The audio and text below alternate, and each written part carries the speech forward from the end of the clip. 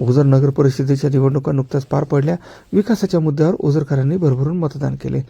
गेल्या 4 वर्षांपासून ओझरमध्ये प्रशासक होते. आता ओझरकरांना हक्काचे नगरसेवक मिळाल्याने सर्वच नगरसेवक हे विकासाच्या कामाच्या मागे लागले आहेत. ओझरमध्ये अनेक नवीन उपनगरे झाले आहेत. ओझरचा दिवसेंदिवस व्याप वाढत आहे. नाशिकच्या उंबरठ्यावर ओझर येऊन पोहोचले आहे. ओझरला जे नवीन उपनगरे आहेत तेथे देखील लहान मुलांना खेळण्यासाठी तसेच ज्येष्ठ नागरिकांना फिरण्यासाठी उद्याने नाहीत. परिणामी लहान मुले रस्त्यावर खेळत आहेत. उपनगरांमध्ये जे ओपन स्पेस आहेत ते दुर्लक्षित आहेत. तसेच त्या ठिकाणी गवत आणि तसेच कचरा खूप साचला होता. खूप अस्वच्छता होती. त्यामुळे नागरिकांच्या आरोग्याचा प्रश्न उद्भवत होता. नेमकी ही बाब ओळखून वार्ड क्रमांक 12 मधील नवनिर्वाचित नगरसेवक राजूभाऊ भडके यांच्या वतीने संत निवृत्तीनाथ नगर येथील जागृत देवता सप्तशृंगी माता मंदिर परिसर व सिन्नरका टाउन येथील श्री गणेश मंदिर परिसराची स्वच्छता JCBच्या सहाय्याने करण्यात आली. यावेळी OTVशी बोलताना नागरिकांनी व महिलांनी प्रतिक्रिया दिल्या.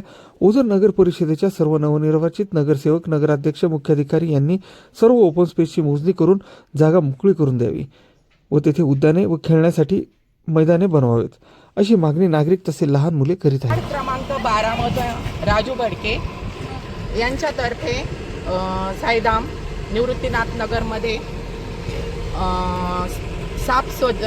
स्वच्छता त्यांनी केल्याबद्दल त्यांचे आभार. आणि इथल्या नागरिकांनी इथे कचरा टाकू नये हेच माझं सांगणं आहे की स्वच्छता ठेवा. आपण स्वच्छता ठेवल्यानंतर आपला भारत स्वच्छ राहील. राजू भडके यांचे आभार व्यक्त करते. आणि कचरा हा घंटा गाडीतच टाका. वार्ड क्रमांक 12 मध्ये जे आपले उमेदवार निवडून आले राजू भडके, त्यांनी आपल्याकडं साफसफाईला JCB मशीन पाठवलेलं आहे. त्यांचे आम्ही आभार व्यक्त करतो. कचरा टाकू नका, रिकाम्या जागेत स्वच्छता ठेवा,